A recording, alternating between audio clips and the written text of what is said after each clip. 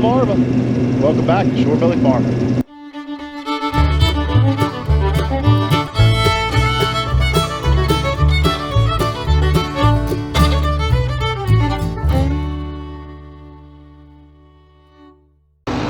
I gotta do manual stuff now. Not that I really want to, but our truck, I don't know if you can see, it's down the road there.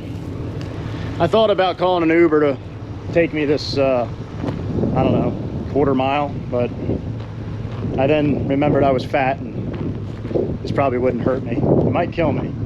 We'll find out. But as you can see, the combine's full.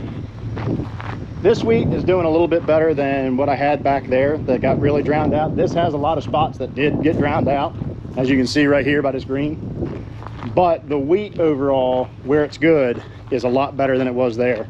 This is a sandier ground than that heavy ground back there, and I suspect we probably had a little too much inundation for too long back there that really thinned it across the whole field, whereas the sandier ground was able to get rid of the water a little bit and get some oxygen down to the roots. It did better overall. So it is cutting a little bit better. I don't know what it's doing per acre yet, because I've had to cut all different kinds of weird ways because of how it was drowned out. I hope we have enough to load this truck. That would be nice.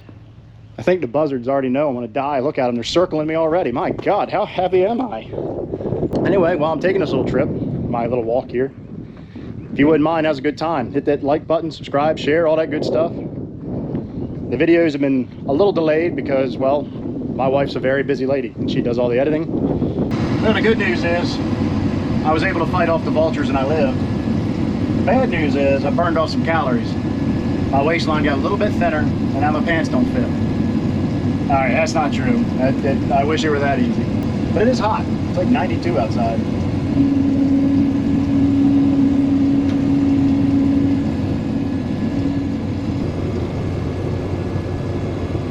Wonder how many loaves of bread this makes.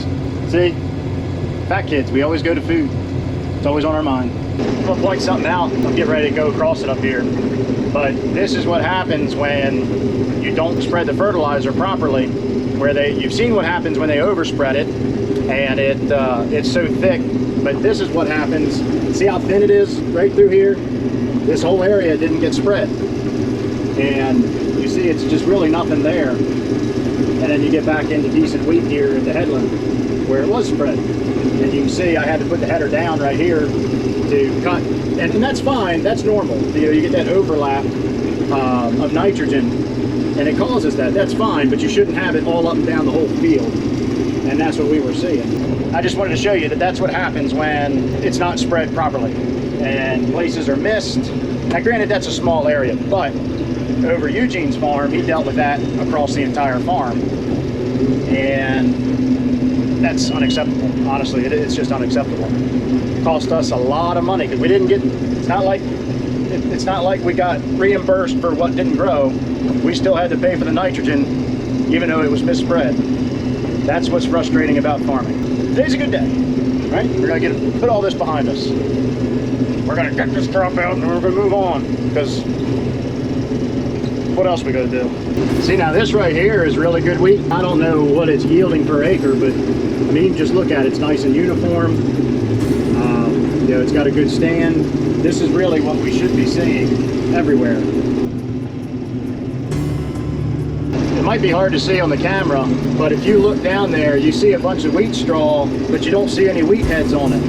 That is deer damage. That's where, when the wheat was still green, the deer were eating the heads right off of it. Now it's not, you can see it kind of goes off into this area here. You see it doesn't have really any of that white sheen to it. That's deer damage, and it's pretty much this whole corner. Now, that's nowhere near as bad as what they do to soybeans or corn.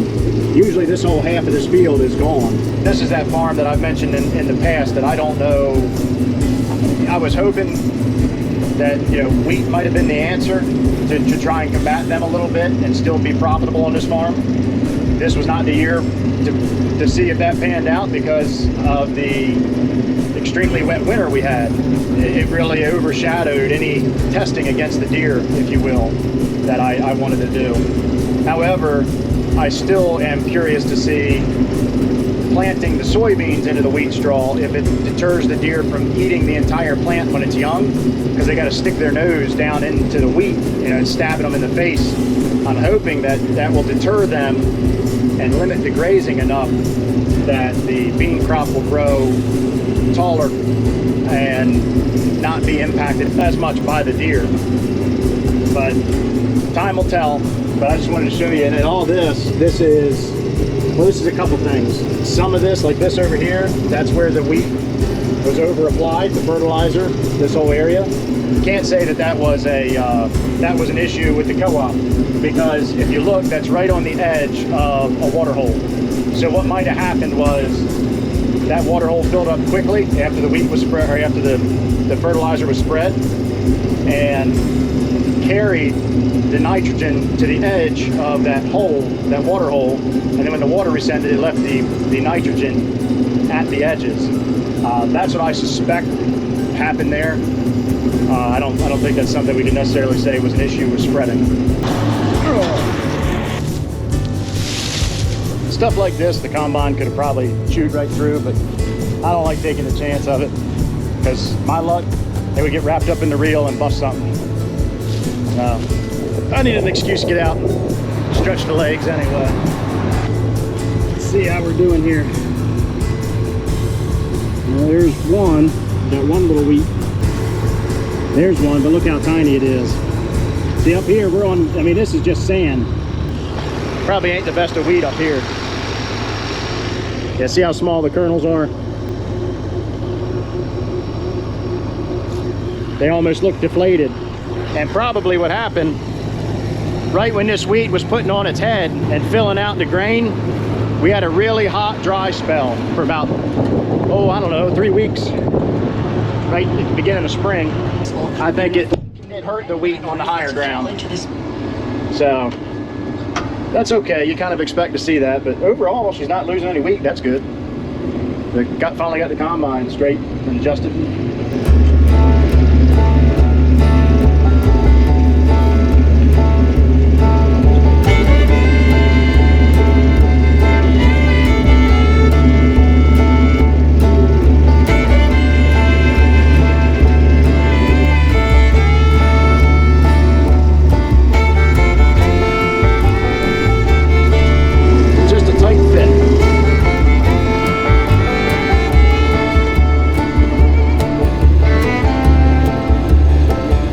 Anybody ever heard the term triple P? Piss poor planting? Well, that's why we got to do this. Because I thought that Eugene had gotten his beans out of the tender. The seed salesman came and put beans in the back for me and brought the tender down here where I got to plant. But Eugene still needs beans in the planter. So rather than move everything around, we're just going to fill buckets.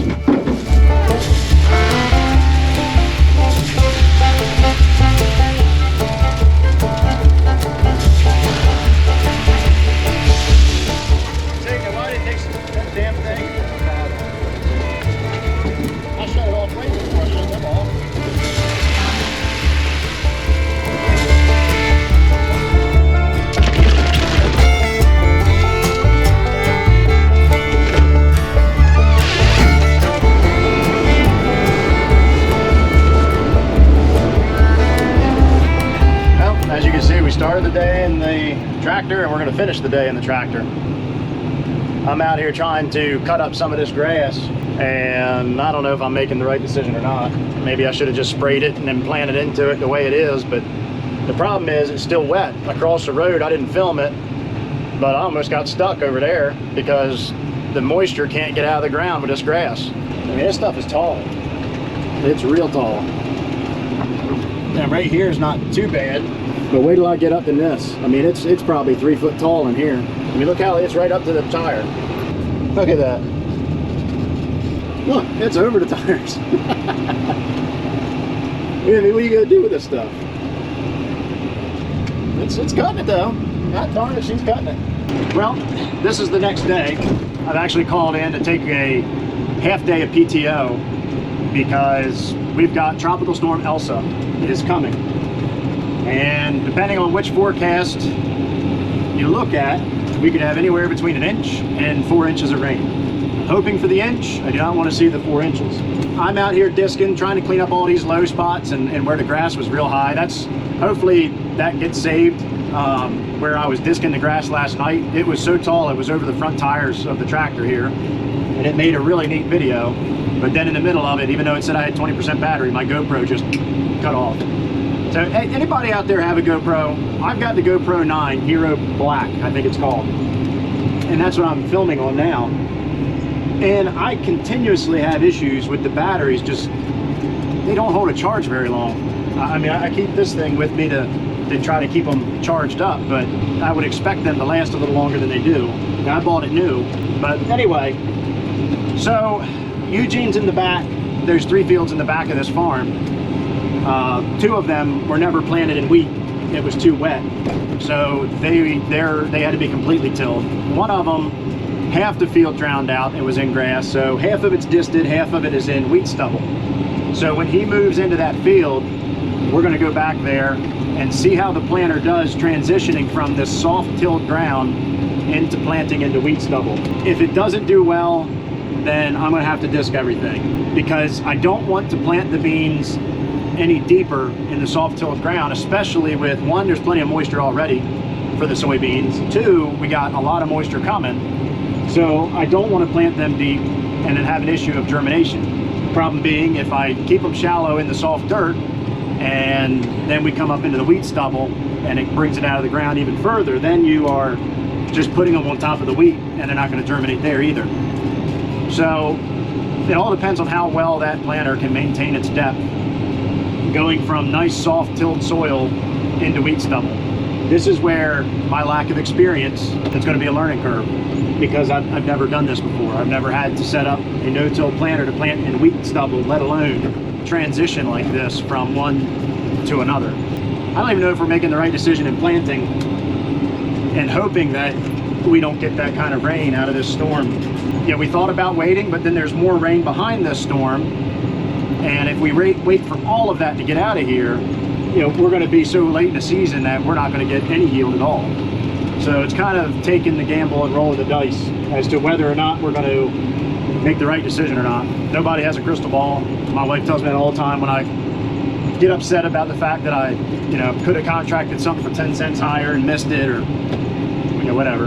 Anyway, Eugene's getting ready to transition that field. We're going to go look. I'll take you with me and see what the best option is going to be. I have a feeling we're going to end up disking everything, but right now I'm just getting this really thick grass taken care of. Part of the struggles of being a young farmer, first generation farmer, is not knowing what to do in these situations, and you just kind of roll the dice and you got to learn from your mistakes. We finally got all the wheat done and the full tallies are in. So if you were to average everything, all of the land that we planted, our total field average ended up being about, and this is a rough estimate, about 45 bushels to the acre, which is not good. Now, if you were to remove the acreage that had absolutely nothing on it because it was drowned out, which was quite a bit of acreage, we come up around 65, maybe 70, right in there, which isn't bad. It's not great, but it's not bad. You can make money on that. But I have a feeling that we ultimately lost money on our wheat crop.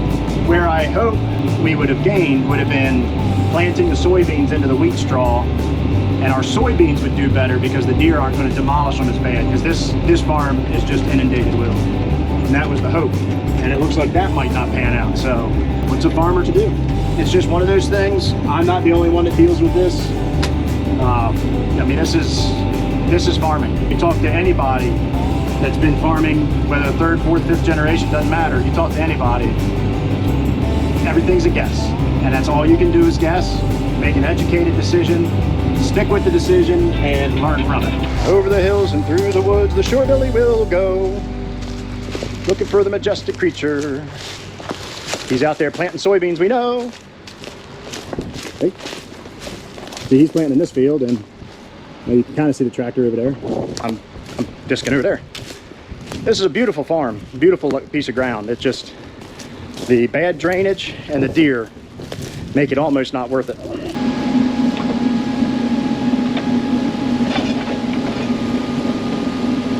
So we're going to have to put more down pressure on the closing wheels, and that's what you saw me doing, was changing that lever, puts more down pressure on those wheels right here in the back, because we weren't closing our seed trench all the way.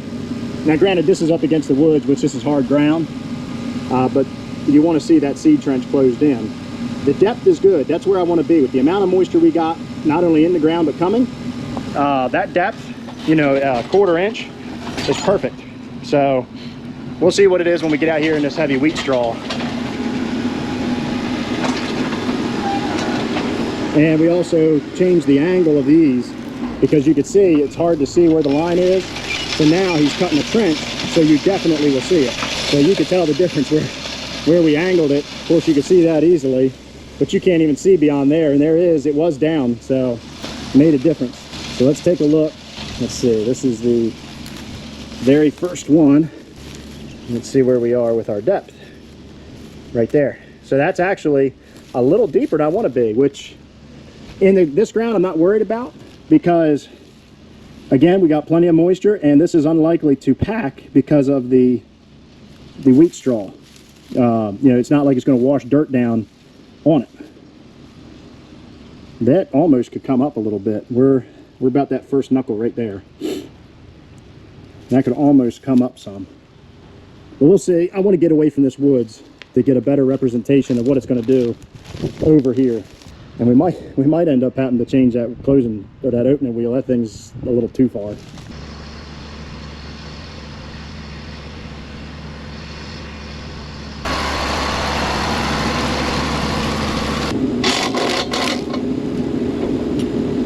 Yeah, when you took off, I saw that rooster tail coming off there. I think that's a bit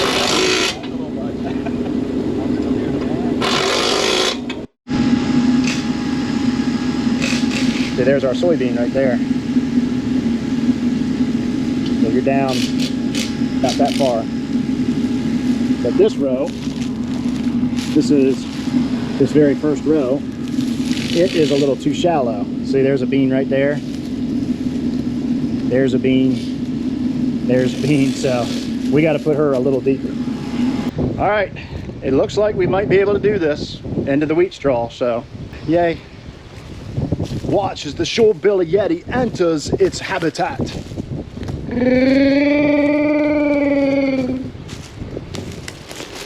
If you can't laugh at yourself, you got to find somebody uglier than you to laugh at, right? The pickings are slim for me on that boat, so I might as well laugh at myself. I tripped into that tree.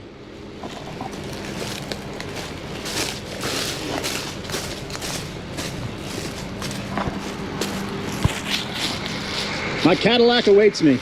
Well, we're just about done. I got a little more disc into some of this grassy area, but as soon as we get this done, I've got to go spray Eugene's soybeans and get that done before we get this tropical storm, because they are ready to be sprayed.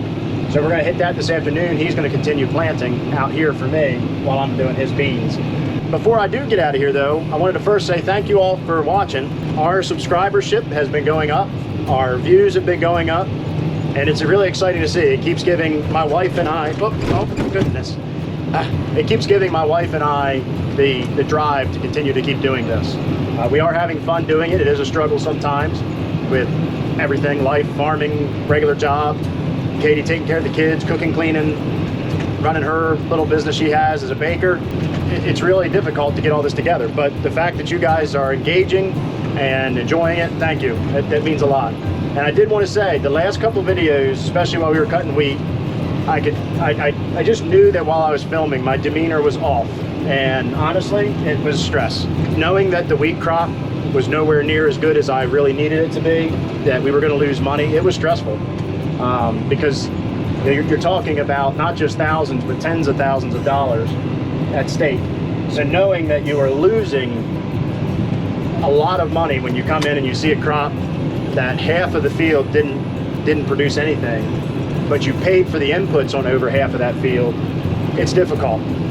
This farm does have its issues. I knew that when we planted it, but again, the just extremely wet winter we had took a even worse toll on this property with our wheat crop. But again, take the good with the bad.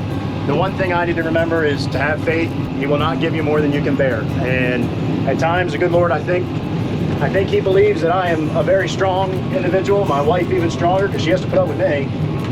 But you just got to have faith, keep working hard, and know that it will pay off. It might not pay off this year. This year might be one of them get-by years, and next year could be the honeypot, so to speak.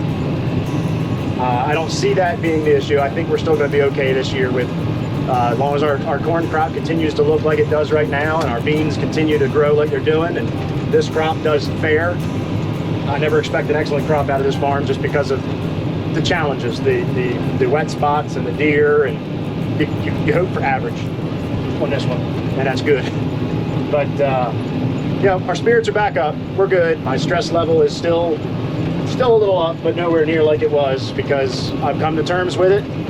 And this is something, again, being a first-generation farmer, that I need to learn to live with. Otherwise, I will have an early heart attack, because there's so much stuff. There's so many variables that I can fuss about and complain about, and I do. My wife takes the brunt of it, God bless her. Katie, I'm sorry, because every time we miss a thunderstorm or we get too much rain, it's something to complain about, and I need to stop doing that. But it also goes with being a young farmer. I haven't dealt with a lot of this my whole life. I haven't dealt with stories, you know, being passed down to me that this is going to happen. Now, granted, Eugene has passed on a lot of knowledge to me, but you know, when you're young, a lot of that knowledge goes in one ear, out the other, because it's not your money that was at stake. Now that we're farming for ourselves, you know, we have a lot more of a vested interest in the outcome of our crops, the outcome of our financial decisions, my crop decisions. So there's a lot to bear when you make these decisions. So anyway, thank you guys for sticking with us. Again, I know my demeanor in the last few videos hasn't exactly been chipper. That will change, I promise. It's just, it was a tough time. We are human. I know the Shorebilly Yeti, it kind of makes it seem like I'm superhuman. I'm not. I just, you know, just the actor. Anyway, guys, thank you all for watching, and goodbye from Delmarva. Shorebilly Farmer, out.